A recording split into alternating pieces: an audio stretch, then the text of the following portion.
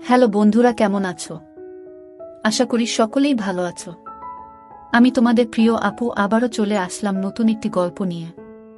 গল্পটি শেষ পর্যন্ত শুনলে তোমাদের দাঁড়িয়ে যাবে। আমি হাসান। কলকাতা থেকে দূরে এক অজপাড়াগাঁয়ে আমি আমার বাবা আম্মার সাথে থাকি। আমার বাবা একজন ব্যবসায়ী ও গ্রামের চেয়ারম্যান। বয়স 56। আম্মার বয়স 33। 15 বছর বয়সে আম্মার বাবার সাথে বিয়ে হয়েছিল। আমার এখন বয়স 18। আম্মা তানিয়া বেগম আর 5টা গ্রামের মেয়েদের মতো, কিন্তু খুবই লাজুক ও বোকা। আম্মাকে জ্ঞান হবার পর থেকে এখনো উঁচু গলায় কথা বলতে শুনিনি। আর বাবাকে তো বাঘের মতো ভয় পায়। আমি খুবই ভালোবাসি আম্মাকে। আম্মা তার চেয়ে বহুগুণ ভালোবাসে আমায়। আজ পর্যন্ত কখনো কড়া গলায় আমায় কিছু বলেনি মা। একটা সময় ভাবতাম অন্যরা আম্মার কাছে বকা বা শাসন পায়, কিন্তু আমি পাই না কেন। কিন্তু এখন ভালো লাগে। যাই হোক, আমার আম্মা পৃথিবীর সবচেয়ে সুন্দরী বললেও কম হবে, কারণ আম্মার বয়সী একজন নারী আমার সমান সন্তানের এত কম বয়সে জন্ম দিলে শরীর ভাঙার কথা, কিন্তু মার সামান্য তা হয়নি। বাড়ির সব কাজ আম্মা একা হাতে সামলায়। তবে ধানের বতর এলে একজন কাকি এসে সাহায্য করে আম্মাকে। যাই হোক, আমার আম্মা বাড়িতে সালোয়ার কামিজ আর সুতির শাড়ি পরেন। আম্মা বাড়িতে এবং বাহিরে সবসময় নিজের পোশাক নিয়ে সংবেদনশীল। কখনো বাড়ির বাহিরে যায় না একান্ত প্রয়োজনে, আব্বা নিয়ে না গেলেও বোরকা পরে যায়। আর বাড়িতে সর্বোচ্চ হলে ওড়না বুকে গলিয়ে কোমরে বেঁধে নেয়। আমার কাছে আম্মার সৌন্দর্য হঠাৎ করে প্রকাশ পায়। একদিন রাতে প্রস্রাবের চাপ এলে উঠে বাহিরে যাই। আমাদের টয়লেট ঘর থেকে একটু দূরে। আব্বা আম্মার ঘরের সামনে দিয়ে যেতে হয়। তো আমি তাদের ঘরের সামনে আসতেই একটা শব্দ পেলাম। শব্দটা বুঝতে পারছিলাম না, তবে আম্মাদের ঘর থেকে আসছে। ভালো মন্দ বিচার না করে কৌতূহলী হয়ে এগিয়ে জানালার কাছে এসে দাঁড়াতেই শব্দ কিসের বুঝতে পারি। কাঠের খাটে কচকচ শব্দ হচ্ছিল। আমার বুঝতে বাকি নেই কিসের কারণে শব্দ। কখনো আব্বা আম্মাকে খারাপ নজরে দেখিনি, কিন্তু কেন জানি না সেদিন আমি সব যেন গুলিয়ে ফেলি। জানালায় হাত দিয়ে দেখি বন্ধ ভিতর থেকে। তাই হতাশ হলাম। কিন্তু হঠাৎ নজর পড়ল জানালার পাশ দিয়ে টিনের জোড়ায় কিছুটা ফাঁকা দিয়ে ভিতর থেকে আলো আসছে। আমি তাড়াতাড়ি চোখ রাখি তাতে। এরপর যা দেখলাম তা ছিল আমার রক্ত গরম করা দৃশ্য। আমি ওটা ভুলেই প্রচণ্ড প্রস্রাব পাওয়ায় দৌড়ে টয়লেটে যাই। প্রস্রাব করে এসে আর একবার চোখ রাখলাম, কিন্তু এবার মনে একটা বজ্র পড়ল। আম্মার ওপর এখনো আব্বা শুয়ে আছে, কিন্তু আম্মার চোখ দিয়ে টপটপ করে পানি পড়ছে মাটিতে। এটা দেখে আমার বুকে প্রবল আঘাত পেলাম। আম্মা কাঁদছে কেন? আম্মাকে প্রথম কাঁদতে দেখে আমার অস্থির লাগছিল। ইচ্ছে করছিল বুকে জড়িয়ে জিজ্ঞেস করি, কেন কাঁদছ, কিন্তু পারলাম না। এদিকে আব্বা উঠে পড়ল আম্মার উপর থেকে। আম্মা তখন এগিয়ে আসছিল দরজার দিকে। আমি তড়িঘড়ি করে দৌড়ে নিজের ঘরে গিয়ে দরজা হালকা ভিড়িয়ে উকি দিলাম। আম্মা ঘর থেকে বের হয়ে বাহিরে পুকুরের দিকে যাচ্ছে। আমার খুব ইচ্ছে করছিল আম্মার গোসল করা দেখা, কিন্তু সাহস করে উঠতে পারিনি। আম্মা ভেজা শরীরে আবার ঘরে ঢুকল। আমি সেরাতে হাত দিয়ে নিজেকে শান্ত রাখলাম। এতদিন মায়া মমতাময়ী আম্মার প্রতি যে শ্রদ্ধা ভক্তি ছিল তা সব এখন অন্য জোয়ারে ভাসতে লাগল। রাতে আম্মাকে নিয়ে স্বপ্নদোষ হল। পরদিন সকালে ঘুম থেকে উঠে দেখি আম্মা উঠোনে ধান শুকাচ্ছে। কাজের কাকিও এসেছে। ধান নাড়ার সময় শাড়ি তুলে হাঁটু পর্যন্ত তুলে পা দিয়ে হাঁটাচলা করে ধান শুকান। আম্মার দিকে তাকাতেই বুকে ধুকপুকানি বেড়ে গেল। আমার গায়ে একটা সালোয়ার কামিজ। আমি এগিয়ে গিয়ে আম্মাকে জড়িয়ে ধরলাম পিছন থেকে ও বললাম, আমার খিদা লাগছে আম্মা। আম্মা ভূত দেখার মতো ছিটকে আমার থেকে দূরে সরে যায় চিৎকার দিয়ে। পরে আমায় দেখে বুকে হাত দিয়ে স্বস্তির নিঃশ্বাস নিল। আমি ধ্বজভঙ্গ হয়ে দাঁড়িয়ে আছি। কি বলবো কিছু বুঝতে পারছি না। আসলে কখনো আম্মাকে এভাবে জড়িয়ে ধরিনি বড় হবার পর, তাই ভয় পেয়ে গেছে। ওদিকে কাকি হা করে তাকিয়ে আছে বিষয়টা বোঝার জন্য। আম্মা তখন আমার জীবনের অন্যতম অবাক করা কাণ্ড ঘটাল। জোর গলায় রাগী সুরে বলল, এমনে ধরো কিসের জন্য? এত বড় হইয়াও তোমার জ্ঞান বুদ্ধি হয় নাই? আম্মার চোখে মুখে রাগ আর পানির ঝলকানি। আমি ভয় পেয়ে গেলাম আম্মার এই রূপ দেখে। আম্মা আমায় তার প্রতি মনোভাব পুরো পাল্টে দিল। আমি প্রচণ্ড কষ্ট নিয়ে মুখ চোখে পানি নিয়ে মাথা নিচু করে ঘরে চলে গেলাম। তখন বাহিরে শুনতে পেলাম কাকি বলছে, কিরে বুড়ি, তোর কি হয়েছে? জীবনে যে পোলারে একটু গলা উঁচ কইরা কথা কষ নাই, আইস কি কইরা এমনে বকলি? আমার কোনো প্রত্যুত্তর পেলাম না। মন খারাপ করে সেই যে ঘরে ঢুকেছি আর বের হইনি। ঘুমিয়ে পড়েছি। দুপুরে হঠাৎ একটা শব্দে ঘুম ভাঙল। ঘুম ভাঙতেই চমকে শোয়া থেকে উঠে বসে পড়ি। আম্মা আমার পাশে বসে অকাতরে কেঁদে চলেছে ফুপিয়ে ফুপিয়ে। আমি, কি হয়েছে আম্মা? কান্দেন কেন? কি হয়েছে কন আমারে? আম্মা আমায় বুকে জড়িয়ে ধরেই কাঁদতে লাগলো ও বলে উঠল, আমারে মাফ কইরা দাও বাবু। আমি আইজ আমার বাবুরারে বকা দিছি। তুমি মন খারাপ কইরো না সোনা, রাগ কইরো না। আমি সকালের আম্মার সাথে এই আম্মাকে মেলাতে পারছি না। আম্মা পরনে সকালের পোশাকই, তবে ঘাম ঝরানো শরীরে এখনো ধান লেগে আছে। আমার বুকে আমার মাথা। ঘামের গন্ধ খারাপ হয়, কিন্তু মায়ের গায়ে নাকি এক তৃপ্তি স্নেহের ঘ্রাণ থাকে। আমিও তাই পেলাম। আম্মা কান্না থামাতে আমি আম্মার হাত ধরে বললাম, আপনি আমার আম্মা, আপনার ওপর আমি রাগ কেন হমু? আপনি বকবেন না তো কে বকবো আমারে? ভুল করছি তাই বকছেন। আম্মা বলল, আমার মনটা খারাপ আছিল ময়না, তাই মাথায় কাম করতাছিল না বইলা তোমারে বকছি। আমারে মাফ কইরা দিও পরাণ। আপনি এইসব বইলেন না আম্মা। আমি আপনারে ভীষণ ভালোবাসি। আপনি এমন করলে আমি কষ্ট পাই। আপনার ওপর আমার কোনো রাগ নাই। কাইন্দেন না দয়া কইরা। আম্মা কান্না থামল কিছুটা। তখন বললাম, আমার খিদা লাগছে আম্মা। আম্মা, হসো না। এই তো আসো আমার লগে। আমার পোলারা সকাল থেকে কিছু খায় না। কি মুখ পুরি আমি আম্মার মুখ চেপে থামিয়ে বললাম, এইসব কইবেন না আম্মা, আমার কষ্ট হয়। বলে আমি কি এক সাহসিকতায় জানি না আম্মারে ছোট্ট একটা হামি দিয়ে বসলাম। সেকেন্ডের জন্য আমিও স্তব্ধ হয়ে গেলাম। কিন্তু আম্মার খানিক কোনো বিরূপ প্রতিক্রিয়া ছিল না। উল্টো আমায় অবাক করে আমার গালেও দিয়ে আমার সোনানা বলে বুকে জড়িয়ে ধরল। আমি আকাশ পাতাল এক হওয়ার মতো অবস্থা হয়ে গেলাম। আসলে কখনো এমন কিছু ঘটেনি এর আগে। সাধারণত মা সন্তানের এ ধরনের আচরণ স্বাভাবিক, কিন্তু আমাদের বিষয়টা ভিন্ন। এত বড় হয়েছি কখনো এমন করিনি কেউ। হঠাৎ করা একটু অস্বাভাবিক, কিন্তু আম্মার কাণ্ডেও আমি অবাক। আম্মা আমার হাত ধরেই বিছানা থেকে নেমে নিয়ে বাহিরে ও উঠোনে একটা পাশে গাছের নিচে বসিয়ে দিল। আমি কুলি করে বসলাম। আম্মা তখন ভিতরে গিয়ে প্লেটে করে খাবার আনল। আমায় খাইয়ে দিল নিজ হাতে।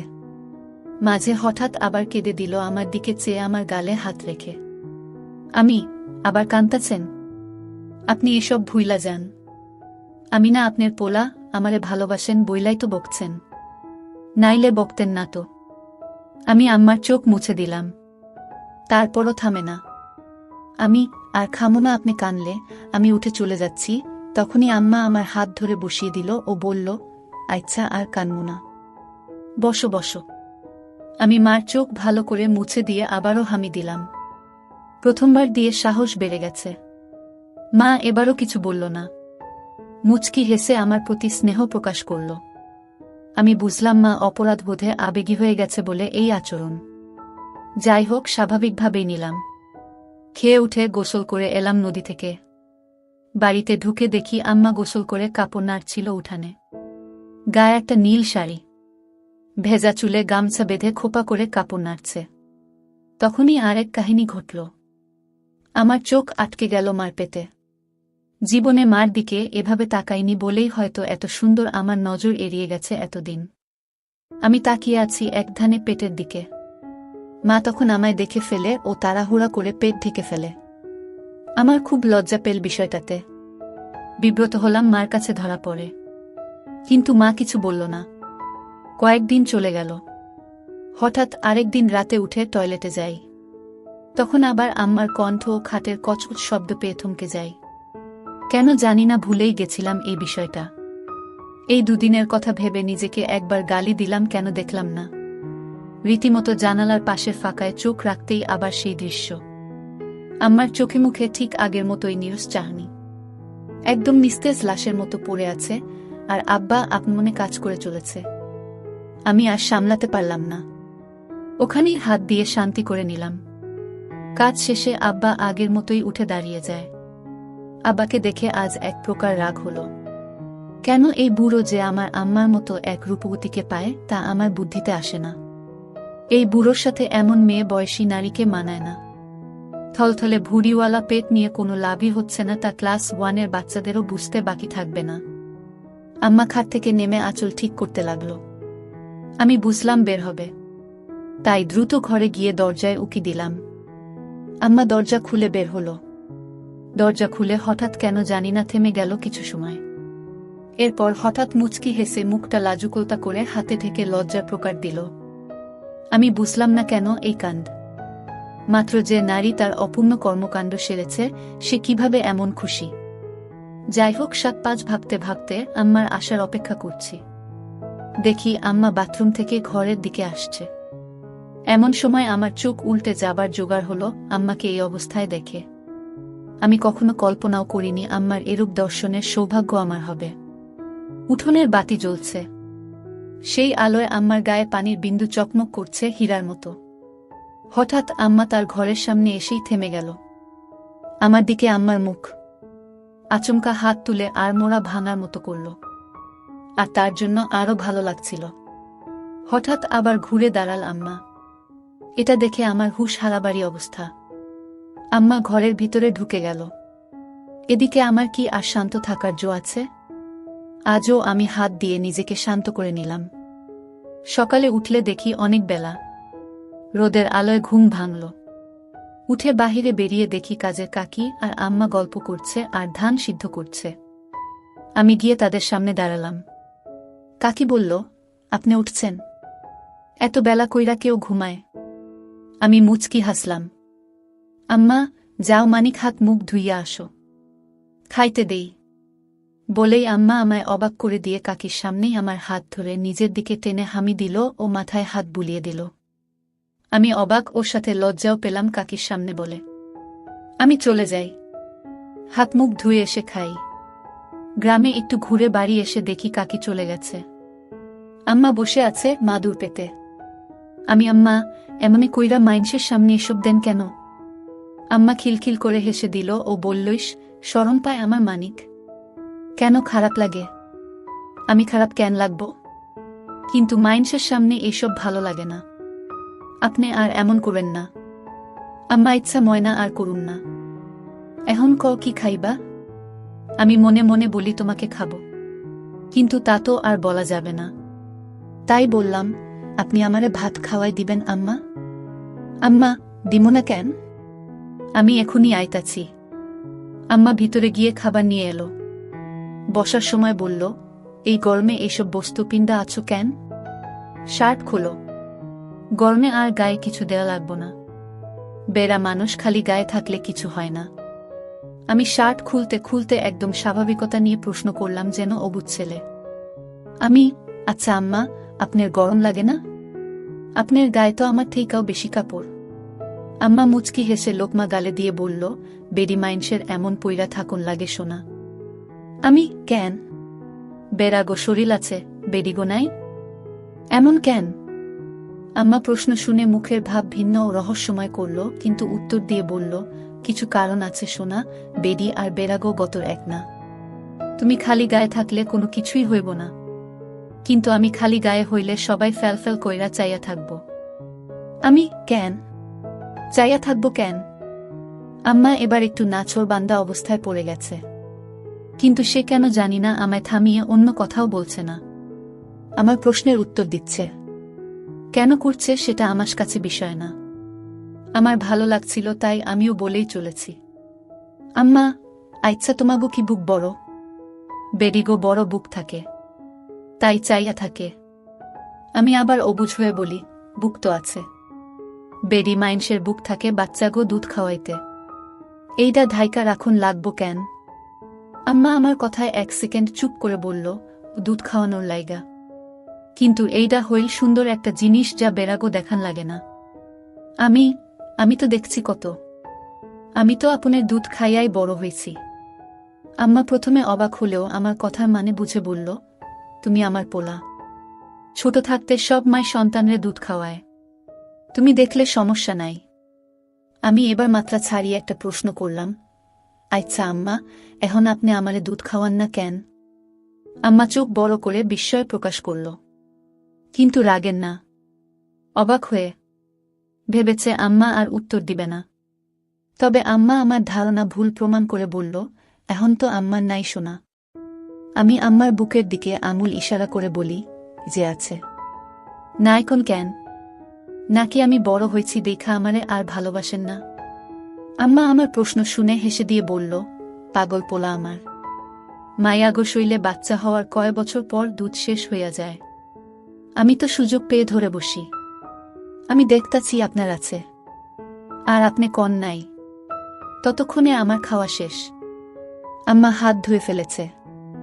আম্মা, আরে পাগল পোলা, এই বুকের ভিতরে রস নাই, নাইলে কি তোমারে না খাওয়ায় রাখতাম? আমি আম্মার কথা শুনে আকাশ থেকে পড়লাম। আম্মা এত সহজে কথাগুলো বলছে যেন আমার সাথে নিত্যদিনের আলাপ। তাই আমি বুঝলাম আম্মা আমার কথায় রাগ করছে না। আমি, এগুলা তাইলে এত বড় কেন? আম্মা এবার চোখ বড় করে ছদ্মবেশী হাসি চেপে বিস্ময় প্রকাশ করল। আর কোনো কথা বলল না, কিন্তু হঠাৎ উঠে পড়ল। আমি ভয় পেয়ে গেলাম আম্মা রাগ করেছে কিনা ভেবে। আম্মা আমার দিক হাত বাড়িয়ে বলল, আসো আমার সাথে। আমি ভয়ে ভয়ে উঠে দাঁড়ালাম। আম্মা আমায় হাত ধরে তার ঘরে নিয়ে গিয়ে দরজা খিল দিয়েই চোখের পলকে আঁচড় ফেলে দিল। এই অবস্থা দেখে আমার আসমান জমিন সব এক হয়ে গেল।